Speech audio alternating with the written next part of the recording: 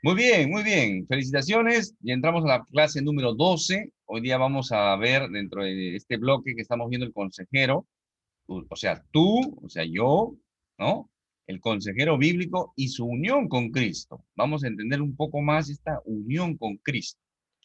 Y definitivamente hay la vida del creyente, ¿no? La vida del creyente, el Señor Jesús lo da en un enigma, ¿no? Este es un enigma en la escritura que obviamente nosotros ya conocemos, ¿no? Ya conocemos la interpretación de este enigma. El Señor Jesús dice, yo soy la vid, ¿no? Yo soy la vid, yo soy el tronco, yo donde sale la uva, y ustedes son las ramas, ¿no? Ustedes son las ramas, ustedes son los pámpanos.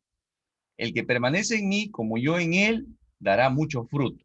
Separado de mí, no pueden ustedes hacer nada. Es esta versión, ¿no? Cortante, tajante, como es la palabra de Dios, como debemos entenderla también nosotros. Entonces, definitivamente que nosotros queremos dar fruto, queremos progresar, queremos crecer, queremos madurar. Si estamos fuera del tronco, fuera de Cristo, no servimos para nada, mis hermanos. Estamos desconectados. Y eso es lo lamentable, ¿no? En todos los hombres, el hombre natural, cuando digo hombre, me refiero a hombre y mujer natural. ¿Qué quiere decir? Que está muerto espiritualmente, que no ha nacido de nuevo. ¿Qué es lo que puede hacer? Nada, nada. ¿Suena duro eso? Sí, suena duro. ¿Pero es mentira? No, es verdad.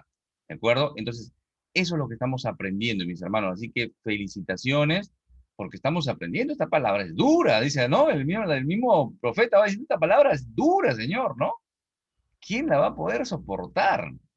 Los discípulos también, ¿no? Es una palabra dura, pero es la única forma, mis hermanos, en la cual nosotros podemos eh, crecer espiritualmente, entender las cosas del Señor. ¿De acuerdo? Entonces, con eso comenzamos hoy día. ¿Ya? El Señor es la vid, Cristo es la vid, nosotros somos los pan, nosotros somos las ramas. Y esa rama, si no está en la vid, no sirve para nada, para nada.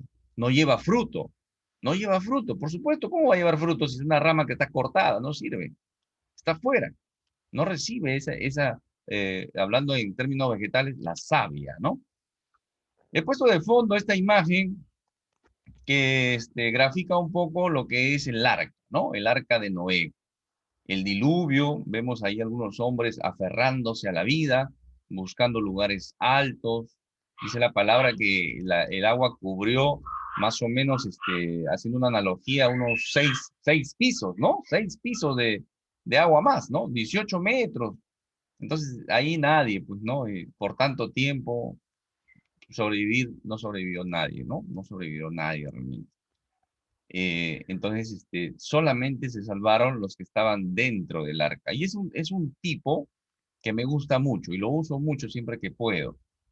Un tipo de Cristo. El arca de Noé es un tipo de Cristo. ¿Qué es un tipo? Un tipo es, bueno, son términos, son cosas diferentes, pero para que se entienda un poquito, es un símbolo, ¿no? Es un símbolo de Cristo, es una imagen de Cristo en el Antiguo Testamento, el arca de Noé, ¿ya? En teología entendemos que es un tipo de Cristo. Un tipo en el Antiguo Testamento es el tipo y el cumplimiento en el Nuevo Testamento vendría a ser el antitipo. Antitipo, ¿de acuerdo? Estudiando un poquito de teología, ¿no? Los estudiosos de la palabra tienen que conocer estas cosas. Tipo en el Antiguo Testamento, el cumplimiento en el Nuevo, antitipo, ¿no? Antitipo. Algunos van a decir antetipo, ¿ya? Antetipo o antitipo, el cumplimiento del tipo. El arca de Noé es un tipo de Cristo, ¿en qué sentido? Que solamente se salvaron los que estaban dentro del arca, los que estaban dentro del arca, que eran 8 personas, y todos los animalitos que estaban ahí, ¿no? Pero las 8 personas se salvaron, los que estaban dentro. Los que estaban fuera, obviamente, ninguno vivió, ninguno sobrevivió, ¿de acuerdo? No sobrevivió ninguno. Entonces, el arca no es un tipo de Cristo. ¿Qué quiere decir eso? Que ahora el que está en Cristo, el que está en Cristo es salvo, se salva, ¿de acuerdo? Y el que no está en Cristo está perdido.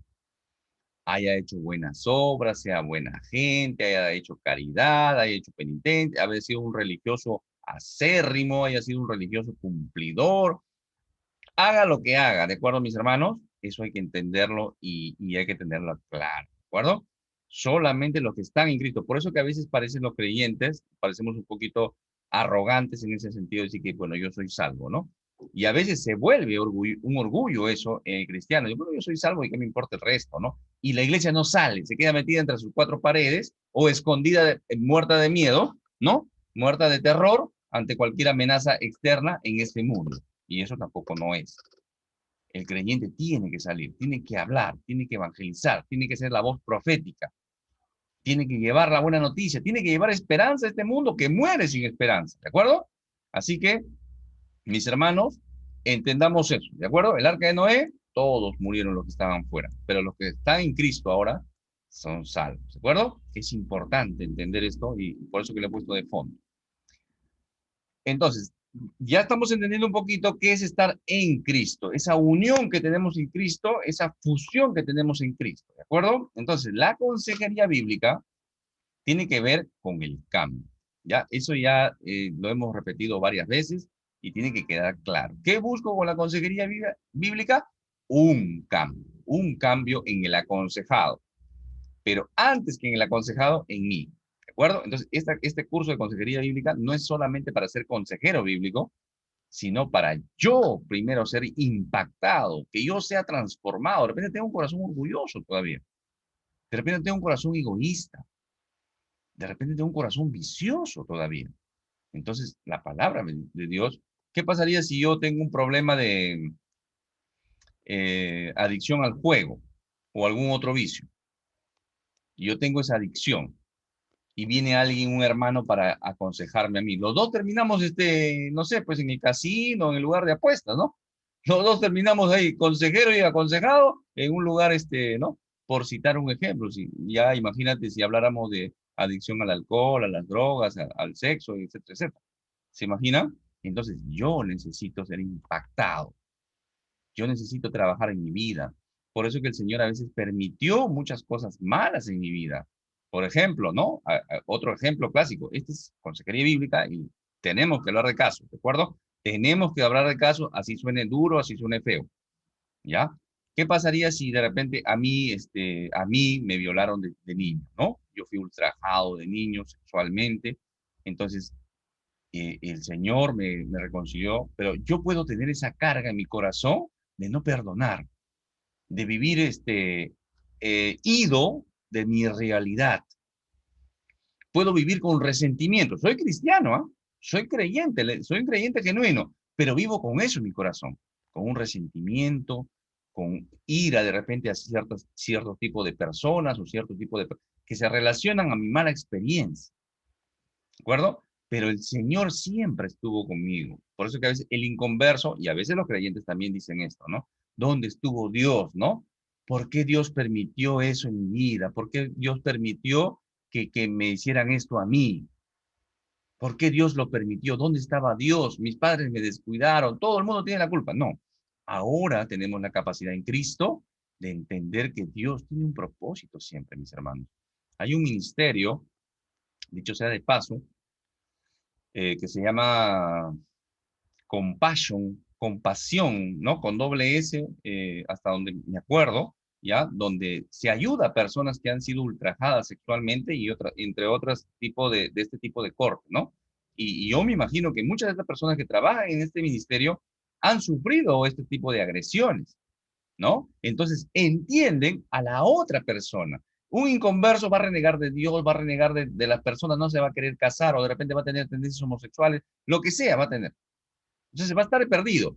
Pero como yo conozco la gracia de Cristo en mi vida, ¿qué hago ahora? Y Cristo me reconcilió con el Padre y me limpió de todo eso y tengo la mente de Cristo ahora. Yo ahora puedo ayudar a esa persona. ¿Se dan cuenta? Yo tengo un propósito. Para eso el Señor de repente permitió que me hicieran daño a mí, ¿no? Y a veces, y Dios no estuvo ausente, mi hermano. Dios no estuvo ausente. Cuando tú estabas llorando, en este caso que me estoy poniendo como ejemplo, cuando yo estaba llorando por ese agravio, Cristo estaba a mi lado llorando conmigo, porque sabía que yo iba a ser usado para su gloria, para traer a otros que estaban usados con su mente por el enemigo, traerlos a Cristo, los reconcilio. ¿Se dan cuenta o no? Eso es, mis hermanos. Y vamos a tener una clase de perdón, si es que no varias clases de perdón, y ahí vamos a entender un poquito más. Pero Dios tiene propósito en la vida. Y no hay ningún daño, ninguna cosa tan terrible que pueda sufrir yo en esta tierra comparado con la gloria que Cristo ha preparado para nosotros, para ti y para mí, por la eternidad, mi hermano. ¿De acuerdo? Entendamos eso. Solo en Cristo hay esperanza. No hay esperanza en otro lado, no hay esperanza en la religión, no hay esperanza en las cosas materiales, no hay esperanza. El mundo muere sin esperanza, mis hermanos. Solamente en Cristo hay esperanza. Por eso es que el consejero bíblico es totalmente diferente a cualquier otro consejero, psicólogo, psiquiatra, lo que tú quieras. ¿Por qué es diferente? Ese es un punto a favor del consejero bíblico. ¿Por qué? Porque el consejero bíblico tiene a Cristo y presenta a Cristo, y en Cristo hay esperanza. ¿Y qué necesita el mundo? ¿Qué necesita el hombre perdido? Esperanza, mis hermanos. Esperanza. Fe, fortalecer su fe y crecer en el amor. Crecer en el amor. ¿De acuerdo? Eso hace el consejero bíblico. Dice, ¿quién recibe el regalo de la salvación? O sea, tú y yo que hemos recibido el regalo de la salvación, no puede seguir viviendo satisfecho con el pecado. Es incongruente, ¿ya? No hay igualdad. No hay una sintonía o un sincronismo en tener la salvación, ese regalo precioso, ese tremendo regalo de Dios, inmerecido para ti y para mí, y seguir viviendo satisfecho con el pecado. No puede ser, no puede ser. Que hermano, ya no voy a pecar. Hermano, ¿el creyente peca? Sí peca, pero ¿vive en el pecado? No. ¿Camina en el pecado? No. Su crecimiento, su madurez, le da esa fortaleza para superar. Y ahorita vamos a entender un poquito más sobre eso. ¿Ya? Le da esa fortaleza para superar y caminar en esa santidad progresiva. Y ojo, obviamente los embates del enemigo y la seducción del mundo con sus placeres y tu carnalidad, la lucha va a ser más fuerte. Pero estamos en Cristo más fortalecido, más fuerte, más fortalecido, más fuerte, más fortalecido. En Cristo hay libertad, ¿de acuerdo? No solamente tenemos libertad de la culpa, mis hermanos, la culpa del pecado, ese remordimiento que nos pesaba, no, sino del poder del pecado. El pecado ya no tiene poder sobre el creyente, mis hermanos. Esa es una mentira del diablo que uno piensa, dice, no, bueno, todavía hay que, sí, pues somos pecadores perdonados, todavía pecamos. No te creas tú esa, o te des esa es darse una concesión, mi hermano, ¿ya? El decir, bueno, soy cristiano, pero todavía peco, es darte una concesión. El pecado no tiene poder sobre ti. Ya no tiene poder, pero peco todavía, hermano. Necesitas crecer en el Señor. Necesitas crecer en santidad. ¿De acuerdo? Eso es lo que te falta. Seguro que sí. El consejero bíblico lleva en la dirección a Dios al aconsejado. Eso es. Cristo impactó mi vida y yo quiero que tú conozcas a aquel que me cambió a mí. ¿Ya? Mírame a mí si quieres, imítame a mí si quieres, pero es Cristo el modelo perfecto a seguir, ¿de acuerdo? Entonces, el camino que tiene que... Vamos a suponer que viene un inconverso. Un inconverso que necesitamos, que se arrepienta y venga en fe al Señor Jesucristo. Ese va a ser el primer paso. Si no, vamos a hablar de la Escritura y todo lo que es el Señor, la gracia salvadora y todo lo demás, y para él va a ser chino, ¿no? Chino mandarín. No va a entender nada. ¿Ya? Entonces, pero le podemos ayudar, por supuesto que sí, por supuesto que sí. No estoy diciendo que el consejero bíblico es solamente para cristianos, ¿de acuerdo? El consejero bíblico es para todos. Y ojo, el Señor nos da esos dones que el consejero bíblico, con lo que está aprendiendo acá, más el don que tiene de repente de evangelista o de palabra de sabiduría, uy, ese consejero es usado tremendamente por el Señor, para su gloria, ¿de acuerdo? Tres cositas que hay que recordar, que hay que tener presente como consejeros bíblicos, es Dios creó el hombre, ¿de acuerdo? Dios creó al hombre. Hermano, ¿por qué dice eso? Eso ya sabemos. No. En el mundo, el hombre desciende del mono, mi hermano. En el mundo, el hombre tiene el poder para sanarse. En el mundo, el hombre tiene esa capacidad de ser exitoso. ¿Ya? Todo lo que tú quieras sin Dios. Entonces, hay que entender que en el mundo es evolucionista, antropocéntrico, ¿no? Centrado en el hombre, humanista, pero nosotros entendemos que Dios creó al hombre, ¿ya? Eso tiene que quedar clarísimo. El otro punto, el segundo y el tercero, es el pecado ha depravado al hombre. El pecado lo ha corrompido mental, emocional, físicamente, ¿no? Por eso que todos de una u otra forma tenemos un defecto físico. Todos de una u otra forma tenemos un problema en nuestras emociones. Todos de una u otra forma tenemos una manera de pensar diferente. Tenemos una manera de pensar con tendencia al mal. Y así podríamos hacer varios análisis, ¿no? Un hombre que quiere ser mujer. Una mujer que quiere ser hombre. Entonces, todo, o sea, el pecado lo ha distorsionado todo. Todo en el hombre y en la creación, ¿de acuerdo? Estamos estudiando acá para ayudar al hombre. El tercer punto que hay que tener claro, importantísimo también, es que Dios provee la solución a este problema. Dios es el que nos puede restaurar. Dios es el que nos puede hacer una nueva criatura. Dios es el que nos puede dar un corazón de carne y quitar este de piedra. Dios es el que nos puede vivificar nuestro espíritu, ¿de acuerdo? Dios da la solución.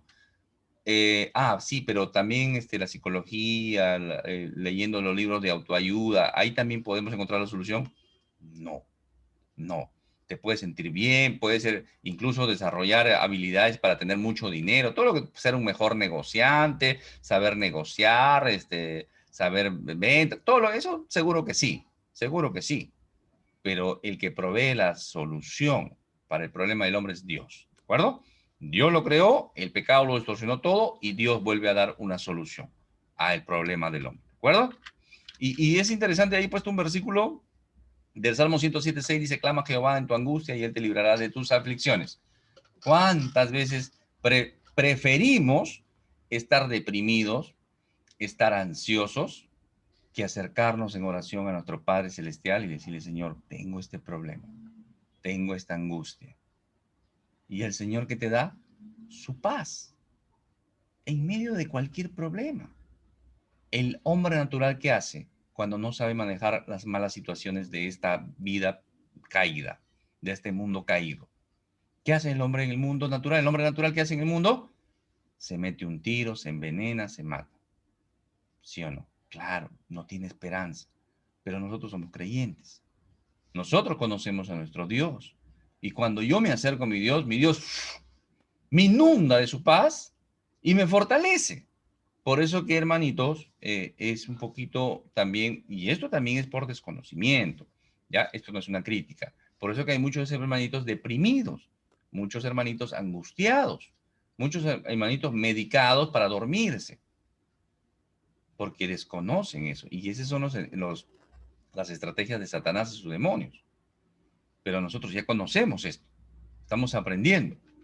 ¿Ya? Entonces, ¿qué dice el salmista? Clame a Jehová en mi angustia, y él me libró de mis aflicciones. Así es. Te inunda de su paz. ¿Se fueron tus problemas? No, están ahí. Pero tienes otra capacidad, tienes otra perspectiva de la vida. ¿Qué vas a hacer? Así estás con paz.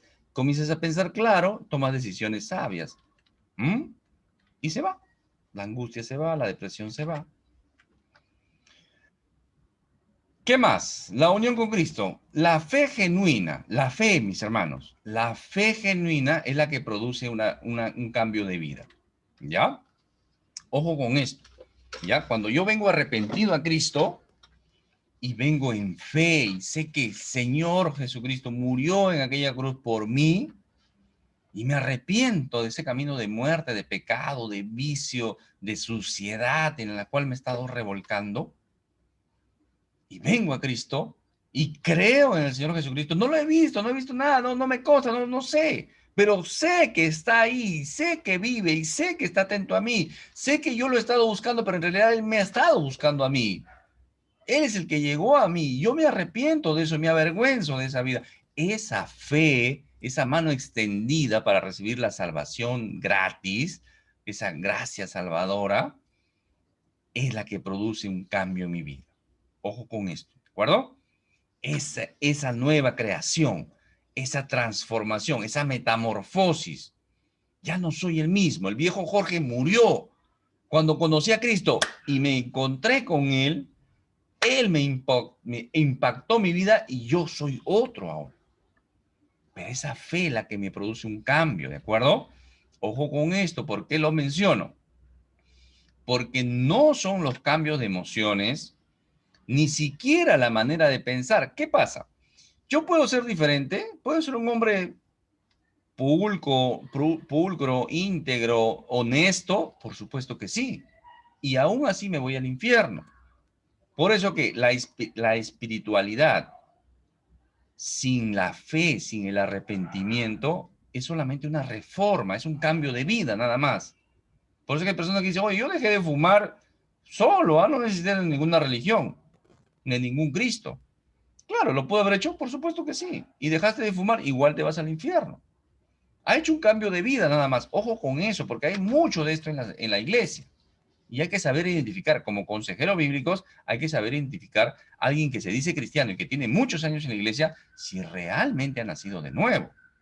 Eso es lo que necesitamos conocer. Y nosotros como consejeros bíblicos, con la ayuda del Espíritu Santo, debemos identificar, este hermanito realmente no es hermanito. Y necesita arrepentirse. Ha hecho un cambio de religión nomás. Ha hecho un cambio de religión. Ha hecho una reforma en su vida. Es moralista, ahora conoce las cosas del Señor, pero no es del Señor. Ya no es renegó, ya no tiene mal carácter, ha cambiado sus emociones, está más alegre, más sociable ahora, ha cambiado sus emociones, pero no, eso no le da una vida nueva en Cristo. ¿De acuerdo? Ojo con esto, ¿ya? Lo digo, ¿por qué menciono también este cambio de emociones? Porque hay mucha psicología y se llevan cursos en las iglesias en las cuales pensando que yo cambiando mis emociones, mis cosas de niño, eso es Freud, eso es Jung, eso es psicología. ¿Ya? Yo puedo tener excelente mis emociones, tranquilo, pausado, metódico, honesto, sincero, tranquilo, y no soy salvo, ¿de acuerdo? La fe genuina, la fe verdadera es la que produce ese impacto en mi vida, que es Cristo, creer en Cristo, ¿de acuerdo? Ojo con esto. Ojo que no tenemos la vida ya perfecta en esta tierra, ¿no? Vamos a morir imperfectos, pero dice Dios, ¿no? El que comenzó en vosotros la buena obra, la perfeccionará hasta el día de Cristo. Eso lo dice Pablo a Filipenses 1:6, ahí está en el gráfico. Primera de Juan 3:2 dice, queridos amigos, ya somos hijos de Dios, pero Él todavía no nos ha mostrado lo que seremos cuando Cristo venga. Pero si sabemos que seremos como Él, porque lo veremos tal como Él es. Esa es nuestra esperanza, ¿de acuerdo? Todavía somos imperfectos, pero necesitamos crecer. El consejero bíblico debe ser como Cristo y llevar al aconsejado a ser como Cristo también. Eso es. Yo me parezco a Cristo. Yo reflejo a Cristo. Y debo llevar al aconsejado a que se parezca a Cristo y refleje a Cristo. ¿De acuerdo? Esa debe ser. Por eso que el apóstol Pablo va a decir a la iglesia en Corinto, y ustedes deberían imitarme a mí, así como yo imito a Cristo. Eso es. Todo consejero bíblico, ya hemos mencionado esto en clases anteriores, debe estar en la capacidad de decir que te imiten a ti. Imítame a mí, porque yo imito a Cristo. Así que si me imitas a mí, estás imitando a Cristo. Debemos estar en esa capacidad. ¿No estamos en esa capacidad todavía? Comencemos a trabajar en eso. Aún a pesar de la fuerza del pecado en su vida, el pecado tiene mucho peso todavía, tiene mucha carga, tiene mucha seducción. Pero qué interesante, mis hermanos. Miren, Romanos 6. Esta va a ser una tareita, leer todo Romanos 6 y todo Romanos 8. Romanos 6 y Romanos 8. Esa va a ser una tareita, ¿de acuerdo? Una actividad de esta clase. ¿Ya? En la versión que tú quieras. Si lo lees en dos versiones, genial, pero léelo en cualquiera, todo el 6 y todo el 8. Todo el 6, todo el 8.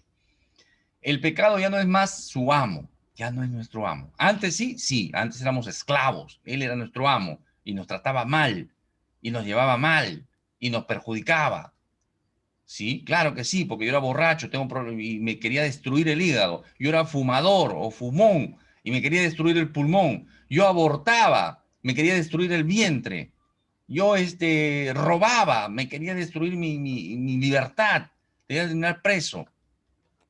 ¿Te das cuenta? Ese era nuestro amo antes, mis hermanos. Y ustedes en su vida dirán cómo los maltrataba este amo. Pero ese amo, el pecado, dice, porque ustedes ya no viven bajo ya no es nuestro amo. Ya no vivimos bajo la exigencia de la ley. En cambio, dice, ¿cómo debemos vivir?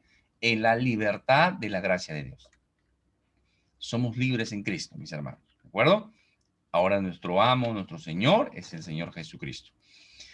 Acá he puesto algunos símbolos de Cristo, de la unión con Cristo.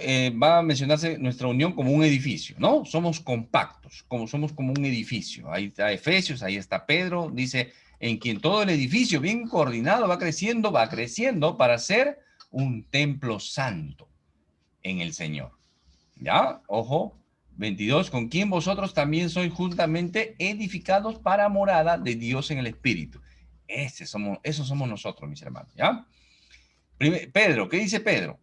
Acercaos a él, piedra viva, desechada ciertamente por los hombres, mas para Dios escogida y preciosa, el Señor Jesucristo. Vosotros también como piedras vivas, nosotros, no somos piedras muertas, no somos un ladrillo más, no, somos piedras vivas. Sed edificados, seamos construidos, dejemos construir, ¿de acuerdo? Como casa espiritual, sacerdocio santo, para ofrecer sacrificios espirituales aceptables a Dios por medio de Jesucristo. Para eso somos un edificio, para hacer sacrificios, para hacer holocaustos, para hacer ofrendas espirituales. No necesito yo ir a un lugar, a un río, matar corderos, derramar su sangre. No, no, no. Sacrificios espirituales. Mi vida, mi testimonio tiene que ser olor agradable a mi Señor, ¿de acuerdo? ¿Qué más? Otro símbolo, la vid y los pámpanos, ¿no? Ya esto lo hemos explicado. Ahí está la vid y los pámpanos. Acá está todo completo. Yo soy la vid verdadera y mi padre es el labrador. Todo pámpano, o sea, la rama que en mí no lleva fruto, lo quitará, y todo aquel que lleva fruto lo limpiará. ¿Para qué? Para que lleve más fruto. Ya vosotros estáis limpios por la palabra que os he hablado. Ya el Señor nos limpió con la palabra, correcto. Permaneced en mí y yo en vosotros. Permaneced en mí y yo en vosotros. Como el pámpano no puede llevar fruto por sí mismo si no permanece en la vid, así tampoco vosotros. Si no permanecen en mí, yo soy la vid, vosotros los pámpanos. El que permanece en mí y yo en él, este lleva mucho fruto, porque separados de mí, nada podéis hacer. ¿No? Tomando un poquito esta analogía, en Romanos 6 también 5 dice, porque si fuimos plantados, juntamente con él en la semejanza de su muerte, así también lo seremos en la de su resurrección. Esa semejanza con Cristo, ¿de acuerdo? Acá hay otro símbolo de nuestra unión con Cristo, no solamente como un edificio ladrillo con ladrillo, sino que somos también Cristo de la vid, nosotros somos las ramas y queremos llevar fruto. El Señor quiere que llevemos fruto. Otro ejemplo es que Cristo es la cabeza, un cuerpo. Cristo es la cabeza. No hay otra cabeza. Cristo es la cabeza, mis hermanos. ¿Ya? Por eso que a veces predicadores o pastores también tienen esa tendencia a enseñorearse de las ovejas, ¿no? Y las ovejas no son del pastor, las ovejas son de Cristo, ¿ya? Ojo con eso. Ya, las ovejas son de Cristo. A veces discipulamos a alguien y dice, ah, esta es mi ovejita. No, no es tu ovejita, la ovejita es del Señor. Todas las ovejas son de Cristo, ¿de acuerdo? Cuando el Señor, Juan 21, el Señor restaura a Pedro, le dice, Pedro me ama, ¿se acuerdan? Pedro me ama, Pedro me ama, que le dice, apacienta a mis ovejas, alimenta a mis ovejas, las ovejas son de Cristo, ¿de acuerdo, mis hermanos? Ojo con eso, porque muchas veces, mis ovejas, mi rebaño, dicen, y los pastores tienen, y el orgullo, ese pequeño orgullo que se filtra en tu corazón, es un arma poderosa en la mano de Satanás para destruir ese corazón. Así que ojo con eso, mis hermanos. Otro ejemplo de la unión con Cristo, bueno, y lo he puesto acá, es dos razas, ¿no? No es porque haya razas en el mundo, no es porque haya razas, sino porque hay dos líneas, te podríamos decir, dos linajes, dos divisiones en cuanto al hombre, ¿de acuerdo? La línea de Adán y la línea de Cristo, ¿no? Adán y el postrer Adán también se va a conocer a Cristo, ¿no? Por eso que ahí he puesto un cuadrito donde está en Adán. ¿Quién está en Adán? El que está en Adán muere. Reina la muerte. Pecan. Gobierna el pecado los esclaviza, ¿no? El que está en Cristo es diferente. Todos viven, reinan en vida, todos son justos, gobierna la gracia y Cristo es el Señor, ¿de acuerdo? Entonces, ¿con quién de las dos razas me debo identificar? Cuando yo le rindo mi vida a Cristo, he pasado a ser de Cristo. Si en Adán todos mueren, en Cristo todos viven. ¿Mm? Ojo con eso. Entonces, yo debo identificarme con quién? Con Cristo. con Cristo. Ya ahora soy de Cristo. Ya no tengo esa naturaleza adámica. Ya murió en aquella cruz. ¿De acuerdo? Ahora soy una nueva criatura en Cristo. ¿De acuerdo? Entonces, por eso Gálatas va a decir, ¿no? Con Cristo estoy juntamente crucificado, ya no vivo yo, mas Cristo vive en mí. Cristo vive en mí. ¿Ya? ¿Y vivo en la carne? Sí, lo que vivo en la carne lo vivo en la fe del Hijo de Dios, el cual me amó y se entregó a sí mismo por mí, por ti. ¿Ah? Ojo con ese dato. Acá vamos a entender un poquito más la nueva vida, ¿ya? En el griego, encontramos, para la palabra vida, el griego es bio, ¿no? Bio, de donde viene biología, ¿no? Lo que se estudia biología, ¿no? El estudio de la vida, ¿no? De los animalitos, de las plantas, de todo ser vivo, ¿no? Ahí viene la biología, de ahí viene vida. Pero en la escritura, por lo general, cuando se hace referencia a la palabra vida, no es bio, sino es zoe, ¿ya? Zoe, ¿ya? Zoe, es una palabra del griego. Entonces, ¿cuál es la diferencia entre bio y zoe? La diferencia es abismal, totalmente abismal. Porque bio se refiere a la vida humana, a la vida natural del hombre. Y esa bio acaba en una tumba. Esa bio acaba cuando expira el hombre, su último aliento. Ahí acabó la bio de ese hombre, de esa mujer. ¿De acuerdo? En cambio, Zoe es la vida sobrenatural. Es la vida que traspasa la muerte. Y esa es la vida que nos ofrece Cristo. Si yo estoy unido a Cristo, Cristo me da esa vida abundante, esa vida sobrenatural, esa vida que traspasa los límites de la muerte. ¿Ya? Entonces, yo he puesto acá algunos versículos, solamente para remarcar esta idea. Por ejemplo, Marcos 10:17 dice, al salir él para seguir su camino, vino uno corriendo e hincando la rodilla delante de él le preguntó, maestro, bueno, ¿qué haré para heredar la vida eterna? ¿No? El joven rico él le pregunta, ¿qué haré para heredar la vida eterna? ¿No? Él sabía que estaba vivo, que no, pero él entendía que había una vida eterna. ¿Mm? Juan, en la conversación con Nicodemo, en el capítulo 3, el Señor Jesús le va a decir, para que todo aquel que en él cree, no se pierda, mas tenga zoe eterna, vida eterna. Y ahí continúa el famoso versículo, Juan 3:16, porque de tal manera amó Dios al mundo, que ha dado su Hijo unigénito para que todo aquel que crea no se pierda, mas tenga zoe eterna. Zoe eterna, vida eterna. ¿Ya? Entonces las personas normalmente entienden, la vida, tenemos vida, Dios nos va a sanar, Dios nos va a dar salud. No, no, están pensando como bio, cuando el Señor está hablando como Zoe, ¿ya? En el 36 también va a decir, el que cree en el Hijo tiene Zoe eterna.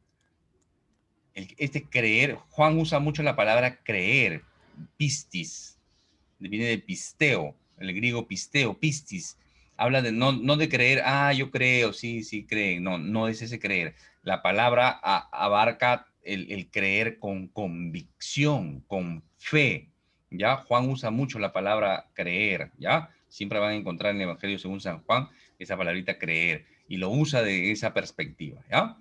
Creer es una fe con convicción, convicción. Entonces, el que cree con esa fe de convicción en el Hijo tiene vida eterna.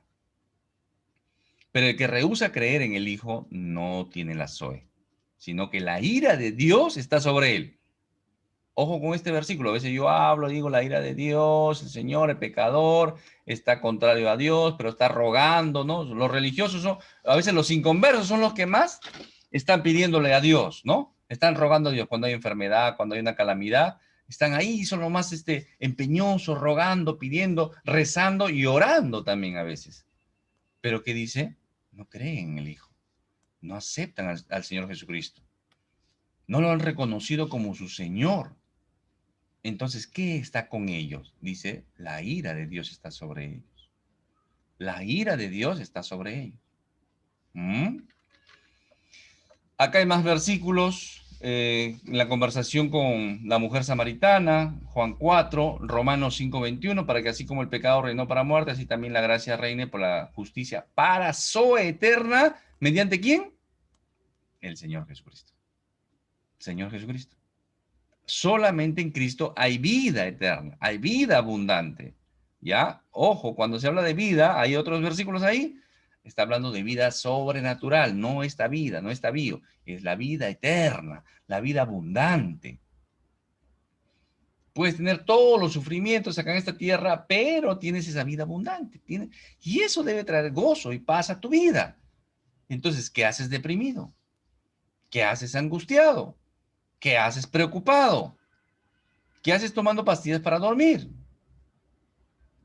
No te estás dando cuenta que tienes vida sobrenatural que Cristo te ha dado. Y eso debe hacerte dormir como un bebito, como un bebé. ¿De acuerdo? Ojo, consejero bíblico, consejera bíblica, consejero bíblico.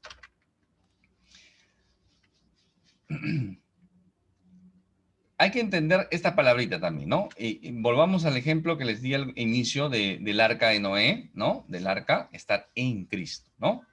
No creer en Cristo, no solamente, sí, cumplir la religión, claro, yo creo, sí, murió en la cruz, sí, sí, sí. O sea, tengo una convicción muy tenue, muy bajita, muy religiosa. ¿Ya? Yo necesito ser envuelto por Cristo. Es como un bautismo, ese es el bautismo, ¿no? Ser envuelto, eso me transforma a mí, me mete en Cristo y eso me da salvación. Soy transformado por Cristo, envuelto por Cristo. Por eso que en la palabra de Dios, cuando encuentren esta palabrita en Cristo, si realmente tuviéramos que hacer un estudio de la palabra en Cristo, haríamos pues unos cuantos volúmenes de libros solamente para entender este en Cristo, ¿no? Así que hay mucha profundidad cuando dice en Cristo. Por ejemplo, 2 Corintios 5:17. De modo que si alguno está en Cristo, espero que estés captando la magnitud de esto, en Cristo, nueva criatura es. Las cosas viejas pasaron aquí, todas son hechas nuevas. Y normalmente, mira mis hermanos, cuando este versículo se ha hecho un estribillo cristiano, ¿no? Una muletilla cristiana ya, y normalmente a veces decimos, de modo que si alguno está en Cristo, nueva criatura es. Las cosas viejas pasaron aquí. ¿En qué me enfoqué? En que es una nueva criatura, ¿sí o no? Claro. ¿De dónde está Cristo? Nueva criatura es. Me enfoqué en una nueva criatura. Ah, ya mira, una nueva criatura. Las cosas viejas pasaron, van viniendo cosas nuevas. Me enfoqué en eso, pero no entendí digamos, el prerequisito. El prerequisito es esta inmensidad en Cristo, mi hermano. De modo que si alguno está en Cristo, recién ahí es una nueva criatura, porque muchas veces se predica y se enseña y esto, dice, bueno, ya soy una nueva criatura, y no eres una nueva criatura. ¿Y por qué no eres una nueva criatura? Porque no estás en Cristo. O sea, no es porque, ya es de Cristo, ya soy una nueva criatura. No es así. Tú puedes estar viviendo una religión.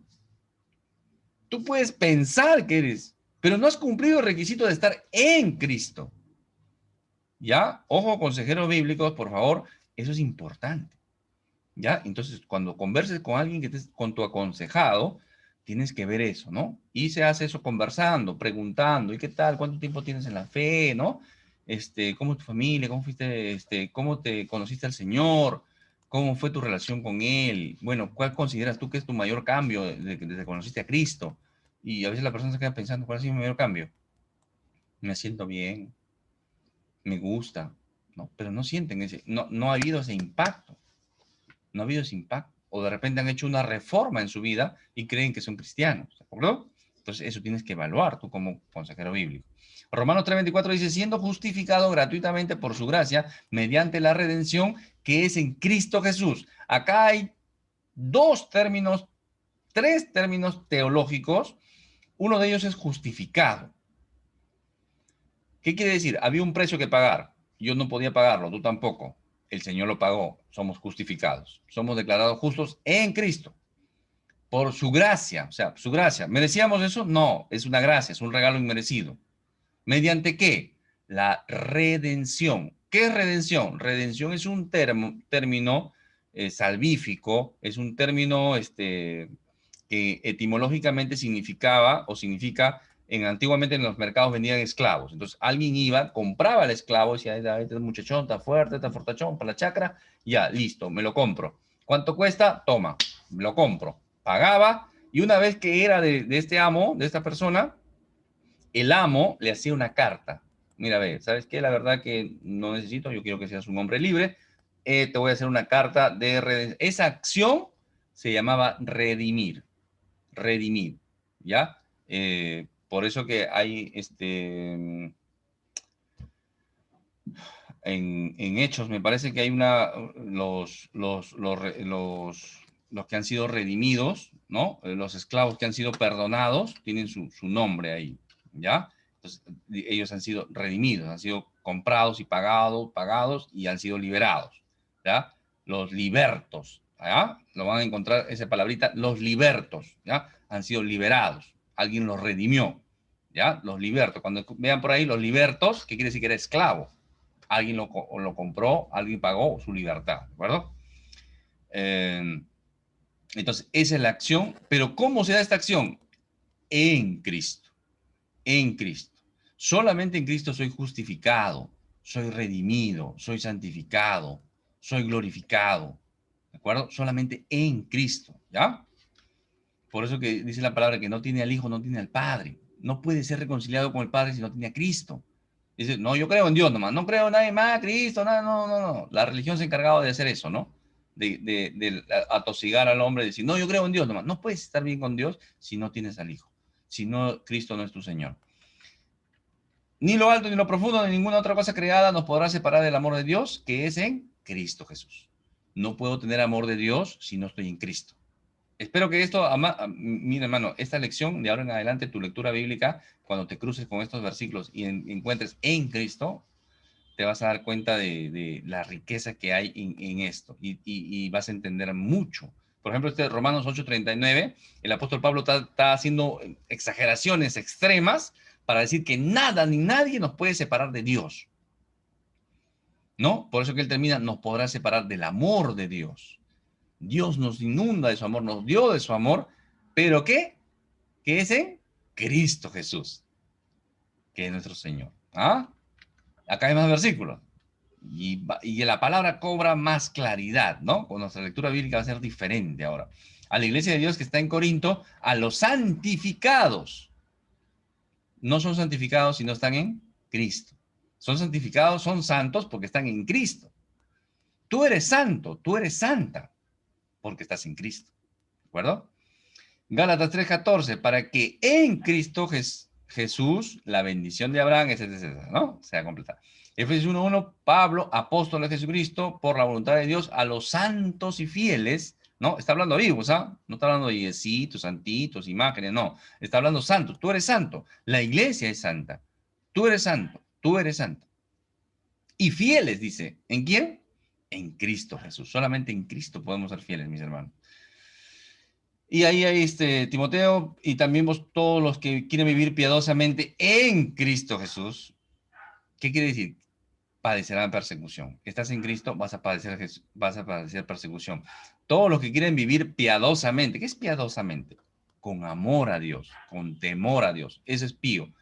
Piadosamente viene de la palabra pío. Pío quiere decir amor a Dios, reverencia a Dios, temor a Dios. Entonces, tú quieres vivir de esa manera, estás en Cristo, vas a padecer persecución. Muy bien. Algunas ayudas al consejero bíblico, ¿ya? Acá, por ejemplo, Colosenses, este es un pasaje que nos ayuda mucho, ¿ya? Les va a ayudar. Estamos haciendo ya nuestro bagaje de consejero, entonces yo tengo que conocer versículos, que me ayuden, ¿no? Entonces, un versículo es ¿no? ¿Qué dice Colosenses 3, de 2 al 4? Piensen en las cosas del cielo, no en las de la tierra. Viene alguien con un problema, un cristiano, un creyente, no, hermano, mira qué ha pasado, que me han hecho un juicio indebidamente y me han quitado mi carro, me han quitado mi casa, me han quitado cualquier cosa de este mundo. Entonces, ¿qué dice? Hermano, de repente usted se está enfocando en las cosas de la tierra. Esas son cosas que Dios le ha dado a administrar a usted y alguien se la quitó injustamente y si Dios quiere se la volverá a dar. Son cosas que uno administra en esta tierra, pero nuestra mente, nuestro pensamiento, nuestra visión, nuestra comprensión, a donde debo estar mirando, son a las cosas del cielo. ¿Ah? Y lo ubiqué al hermano. Lo ubiqué al hermano. Y dice, sí, tiene razón, hermano. En las manos del Señor. Dios le da a cada quien lo que le corresponde. Pero hermano, me da cólera porque quiero vengarme, quiero... ¿Qué dice el Señor, mi hermano? Mía es la venganza, dice el Señor. Tranquilo, mía es la venganza. Yo soy el que pago, yo soy el que le doy a cada quien lo que le corresponde. Tú tranquilo. No es en el tiempo que tú quieres, es en mi tiempo. Pero el Señor es justo. Y eso debe darnos tranquilidad. Estaba angustiado, estaba preocupado, estaba estresado. Un par de versículos, ¿ya? Y se solucionó le solucionaste la vida. O lo ubicaste dentro del contexto bíblico. Ahora, no, los versículos no son mágicos tampoco, ¿no? Pero con la palabra uno puede orientar a un hermano, aconsejar bíblicamente. Esa es consejería bíblica, ¿no? Entonces, en el versículo 3 dice, pues ustedes han muerto a esta vida y su vida está escondida con Cristo en Dios. Ya no, está bien, esta vida quedará acá, se acabó el asunto. Pero nuestra vida está en Cristo. Y cuando Cristo, quien es la vida de ustedes, es nuestra vida, Cristo, sea revelado a todo el mundo, nosotros vamos a participar de su gloria. Tú hazme lo que te da la gana acá. Hámelo, engáñame, róbame, estáfame. Tu problema no es conmigo. Tu problema es con mi Padre Celestial. Mi Padre Celestial se encargará de ti. No sé cuándo, hoy día, mañana, pasado, de acá a unos años, no lo sé. Pero conmigo no es el problema. Pero cuando venga mi Señor, ahí vas a ver la gloria reflejada de mi Señor en mí también. Ah, qué bonito, ¿sí o no? Y ese es mi este versículo nomás, ¿no?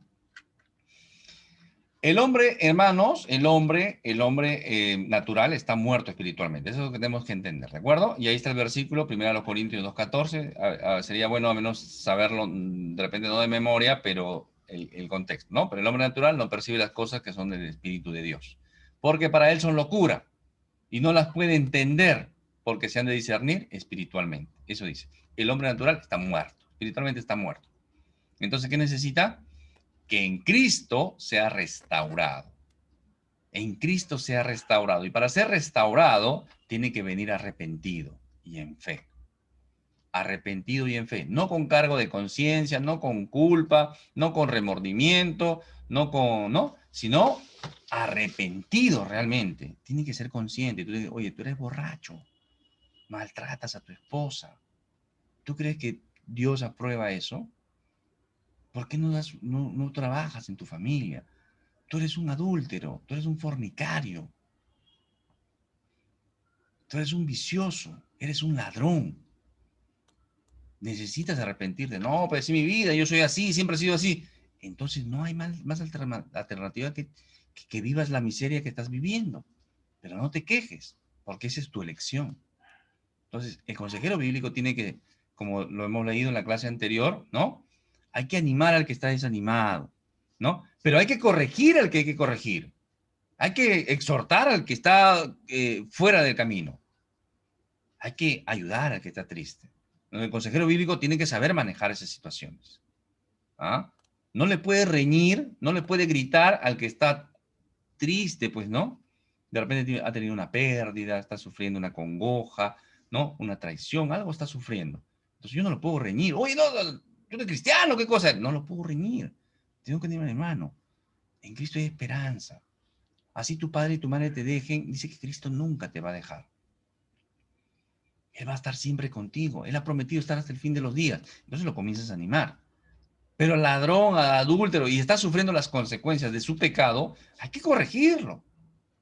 Hay que corregirlo. En amor, obviamente, no hay que gritarle, pero en el amor hay que traerlo a los pies de la cruz. Porque está recibiendo ya la corrección o sufriendo las consecuencias de su pecado. Y el enemigo lo está destruyendo. ¿Bueno?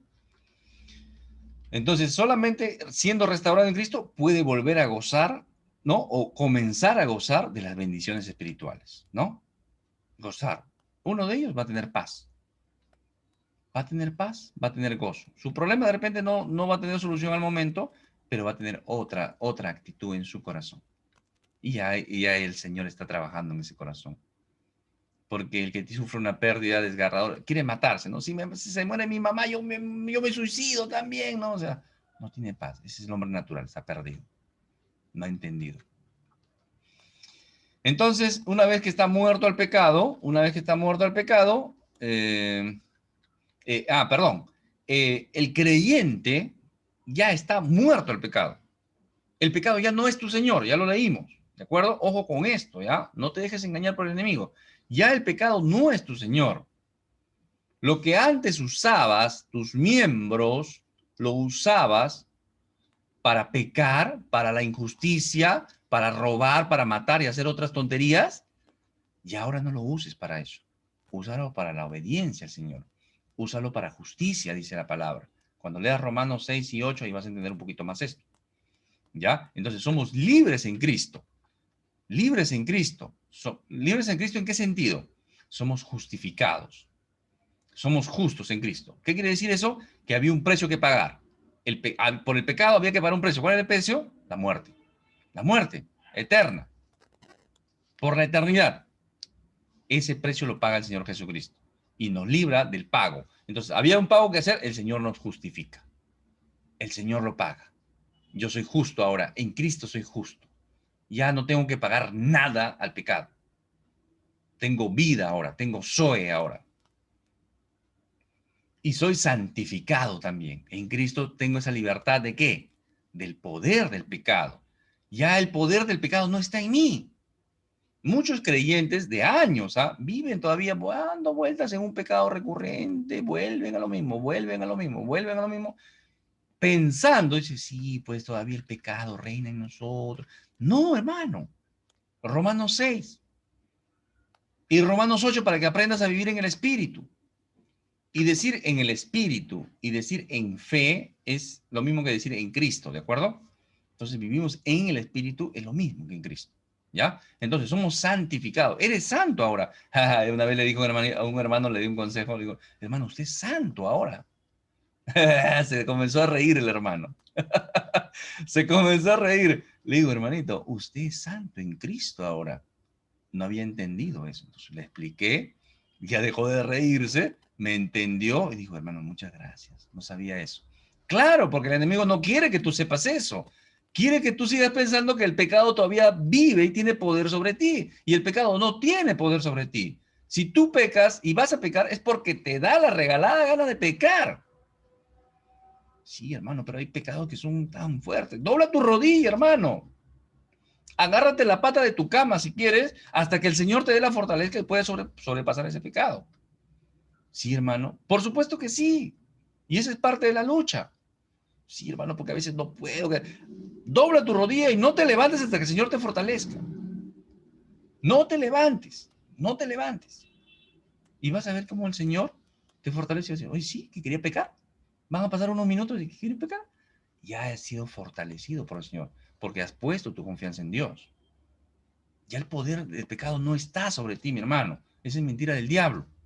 Yo he escuchado hasta predicadores, sí, sí, hermano, todavía pecamos. Somos pecadores perdonados. Sí, sí, claro que sí. Todavía vamos a pecar por ahí. No te hagas esa concesión.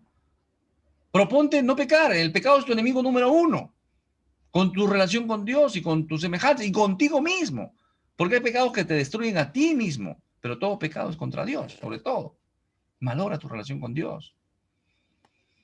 Y soy glorificado encima. Tú eres glorificado en Cristo. ¿Qué quiere decir eso? Que un día, cuando traspasemos esta vida y pasemos la umbral de la muerte, ya no habrá esa presencia, esa influencia del pecado en mi vida. Será quitado totalmente. Y es más, en el fin de los tiempos, el pecado, la muerte, Satanás, sus demonios, se irán al lago de fuego y ya nada que ver con nosotros. Ahí seremos esa manifestación de glorificación en nuestra vida. ¿De acuerdo? Entonces, esto es amplio, mis hermanos, de explicar, ¿ya? Incluso podríamos considerar como justificación el pasado, santificados en el presente y glorificados en el futuro. ¿Ya? Hay mucho para aprender esto, pero con lo que les estoy explicando ahorita, más que suficiente. Y ahí recién, ¿no? A ver. Soy unido a Cristo, tengo esa vida, esa Zoe, esa nueva vida, esa vida abundante. La tengo ahora. Sí, hermano, pero todavía tengo carencias económicas. Nadie está diciendo que vas a tener riqueza la tienes en Cristo. Tú párate, mi hermano, párate en un lugar, un valle, una montaña, y mira esa montaña es tuya. Porque si estás en Cristo, todo es tuyo. Está en Corintios. Ah, ya, entonces voy a agarrarme el carro. No, no estoy diciendo eso, ¿no? Pero todo es nuestro en Cristo, mis hermanos. Claro, tenemos carencias, seguro que sí. Uno más que otros, u otros problemas. Pero en Cristo tenemos vida abundante. Soy abundante, hermano. Eso es lo que tenemos que entender. A veces, hermanitos, entienden sesgadamente, ¿no? Ah, vida abundante. Tengo vida acá, tengo salud, tengo comida, tengo... No, tienes vida abundante que traspasa este tiempo y este espacio. Por eso que Cristo se metió al tiempo y el espacio, se hizo como tú y como yo, caminó una vida santa, fue a morir en una cruz cuando no debía morir para pagar el precio y darnos esa vida abundante. Espero que me estés entendiendo. ¿Qué más? La cosmovisión, la manera de ver el mundo, la cosmovisión del mundo y de la existencia. ¿Ya? ¿Cómo debe ser? ¿En Adán o en Cristo? Si yo me centro en Adán, voy a hacer una cosmovisión antropocéntrica, o sea, centrada en el hombre. Y eso lo hemos estudiado también desde la perspectiva de la ayuda que quiere dar el mundo al hombre, ¿no? Con la psicología y todo más. El poder está en ti, la solución está en ti, la sanidad está en ti, cambia esto y va a cambiar tu entorno, hace esto, mejora tus emociones, tómate esas pastillas. Eso es antropocéntrico, eso es desde una perspectiva adámica. Y ya nosotros no estamos en esa línea. Nosotros ahora somos cristocéntricos. Vivimos para darle la gloria a Dios. Vivimos agradecidos con lo que Él ha hecho en nuestras vidas. No tenemos nada que darle más que nuestras vidas rendidas en adoración. Obediencia, santidad. Eso es lo que debemos trabajar, ¿de acuerdo? Y ahí entiendo que en Cristo, soy una nueva criatura. Soy una nueva creación. El Jorge Ocampo, el pecador, el que vivía como le daba la gana, hacía lo que le daba la gana y hacía tonterías, conoció a Cristo y es una nueva criatura. Lo mismo tendrías que decir tú. ¿Ya?